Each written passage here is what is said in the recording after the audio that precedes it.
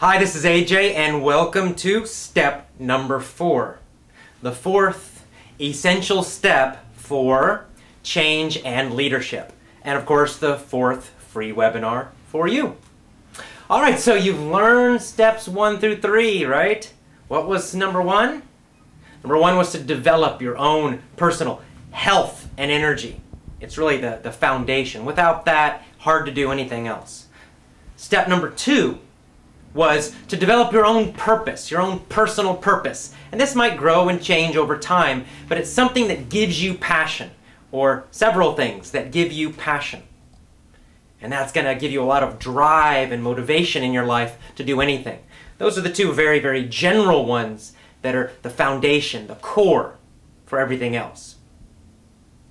All right, and then, of course, in number 3, we learned how to understand deeply, right? That it's not enough just to quickly think about something. You really got to understand yourself and the situation and others very, very deeply before you start trying to make a lot of changes and doing a lot of actions. Of course, once you do that, now you're ready to really get into it. So what is step number 4? If you really want to make a big change in your life, it's a change you've had difficulty making in the past, that you just can't seem to get that success that you want, and you're frustrated. You don't know why. Why can't I do this? What's the problem? Well, you have 3 things now that you can do, those first 3 steps, and now on to step number 4. They're all important. The 4th step is to get emotional leverage.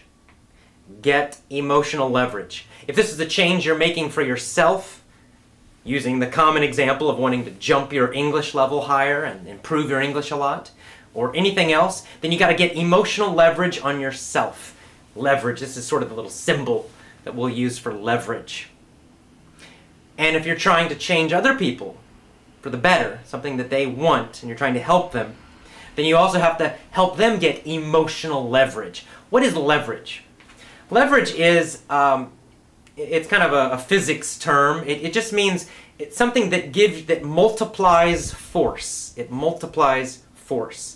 So, for example, if I'm trying to lift something heavy, I can just try to lift it straight up, right? That's no leverage. I'm just trying to lift it myself. Or I can get a stick, right? And I can and put like a piece of wood, and then I can try to use the wood to help me lift it up. Or I could get ropes, and they would go up to pulleys, you know, and go up, and then I would pull the rope up. Those things give me leverage, right? They multiply my effort. With the same amount of effort, I can lift more. I can do more. So do you understand the analogy? It's a metaphor. We're comparing it to something physical like that. So emotional leverage means some kind of motivation or emotion or belief or idea that helps you develop more emotional power to change. See, emotion is what is important, not logic. Right? We all tend to focus on the logic, what's very reasonable and rational and logical, and we think that that's going to give us the motivation and the power to do something. So, for example, with your English speaking, you can think of all the logical reasons for improving it. It will help you get a better job, and it will, help you go study abroad, or you'll get a higher TOEFL score, whatever, right? These are logical, rational reasons, but they're not emotional, right? They don't make you get like super excited and wah, crazy, right? That's what you need, though, if you're really going to make a big change. Because when you try to make a change, guess what happens? You encounter problems. You encounter difficulties. It's not always just simple and easy and everything's wonderful every day. Well, if you're going to get through those challenges, you've got to have tremendous emotional power. So it's not enough just to have a rational, logical reason. To make a change, you need emotional leverage. It means strong, powerful, emotional reasons to change. Let's get another common example. Let's say getting healthier, losing weight. Well, there are millions and millions of people who want to lose weight and get healthier. My mom's a great example. My mom has been telling me that she is going to lose weight and get healthier for decades. Since I was a teenager, right up until now, and hopefully she'll never watch this video. She has been telling me, oh, I want to get healthier, oh, I'm going to lose weight, oh, I'm going to lose weight. She's been telling me this. She's told me 1,000 logical, rational reasons why she needs to do this. Yet, she has not done it.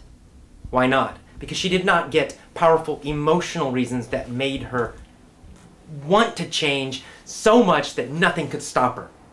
That would really just force her to change. That's what emotional leverage is. You got to focus on the emotion, not on the logic. So, how do you do this specifically?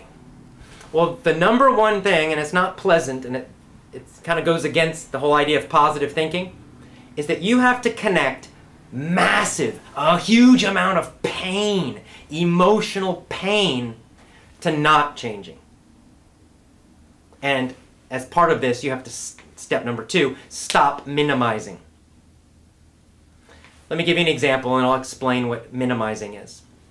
Let's say my own health. So, about 2.5, 3 months ago, I weighed 170 pounds. And I don't know what that is in kilos, but it was basically 20 extra pounds of fat on my body. And I had had it for, I don't know, 3, 4, 5, 6 years. And I was constantly minimizing about it. Like I would tell myself all these logical things. Oh, I want to get rid of this fat. Oh, look at this fat I've gained. Oh man, I'm heavier. 20 pounds too much. But then at the same time though, I would minimize, meaning I would make the problem seem emotionally smaller, right? I didn't want to admit to myself that I had kind of become a little, I wouldn't say fat, but chunky, right? A little bit kind of heavy. So I didn't want to admit that. I didn't want to really, because that didn't fit my image of myself. So I would say, well, it's not that bad. I mean, compared to most Americans, I'm still quite thin.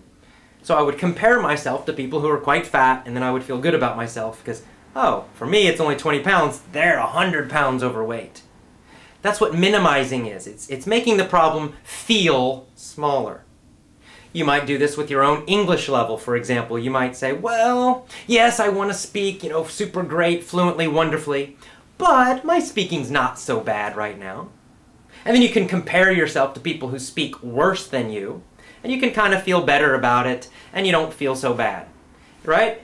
And this is normal. We don't want to feel uncomfortable. We don't want to feel pain emotionally about these issues in our life. And yet, that process of making ourselves feel more comfortable, that's what prevents us from changing.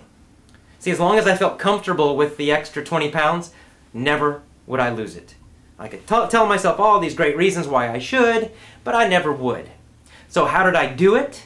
And I've lost about, 15 of them now, so 5 more to go. But how did I start that process? I did the exact opposite. I connected massive, massive, massive pain and discomfort to not changing, right? So what I started doing is I'd get in the mirror and I'd look and I'd have like shirt off and I would like grab the fat and just look down and I would like kind of make it look even bigger, like put my stomach out, and then I would look at it and I would just make myself feel disgusted. I would like, look at this. This isn't me. This is disgusting. And I would imagine that fat just like all in my body, really like slimy and smelly and disgusting, right? And it wasn't a fun process, but this is what I would do. And then I would start imagining like, okay, what if I continue living the way I live, what will I be like in 5 years from now? And then I would imagine myself like with 20 more pounds, even heavier. And then I would think, what about 10 years from now? And I would imagine like 40 or 60 or 80 more pounds. And then I would start imagining all the terrible consequences of that. The less energy and, oh, my students wouldn't respect me. Maybe you would, but, I was trying to make more pain in my mind connected to that fat. You see how this works? What you actually want to do is make it worse than it actually is. Attach a massive amount of emotional pain, discomfort, fear, anger, all of those things to not changing, to the current situation.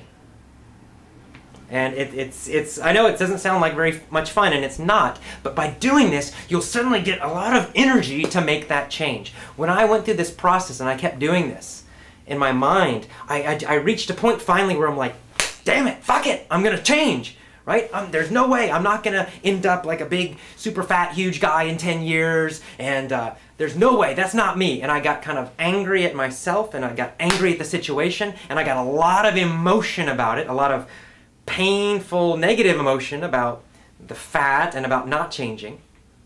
And then the second part of this is, of course, I created a lot of positive emotions about making the change. I started to imagine what I would look like after I made the change. I started imagining having all this tremendous energy, even more energy.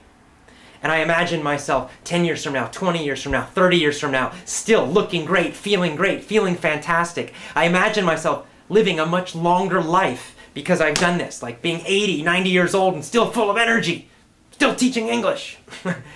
And by doing that, by creating lots and lots of emotion, positive emotion, attached to the change I wanted, and lots of pain and negative emotion attached to not changing, something happened.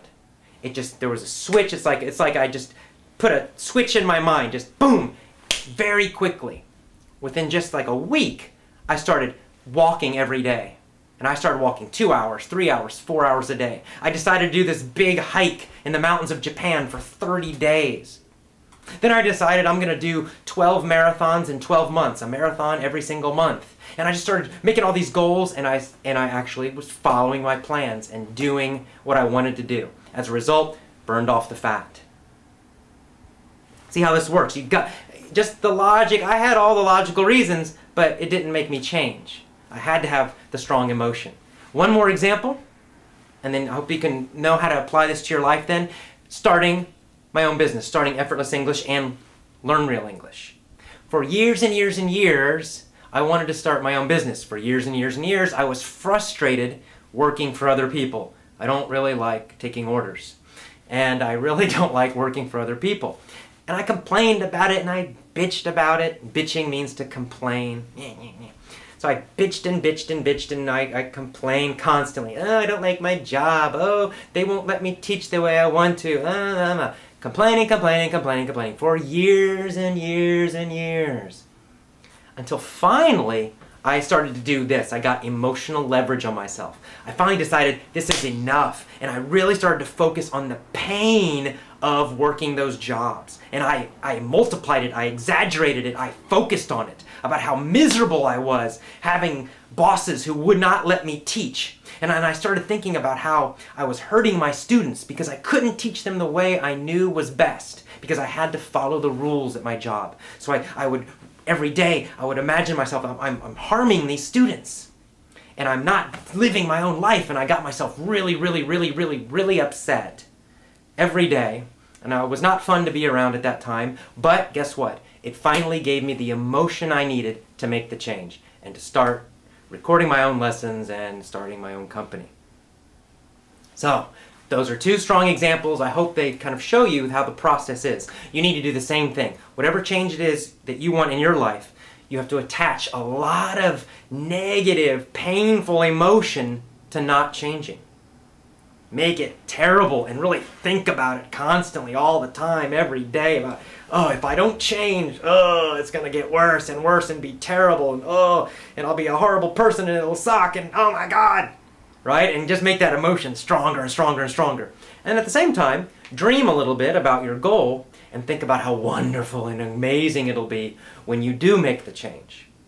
And this emotional leverage it'll change everything. In fact, just this step probably could help you make most of the changes you need to make. I'm going to give you more good stuff that'll help you, develop this even better. But this one is super powerful. So do it. Don't minimize. Don't make the problem seem like it's okay. Make it painful. All right. You must feel it.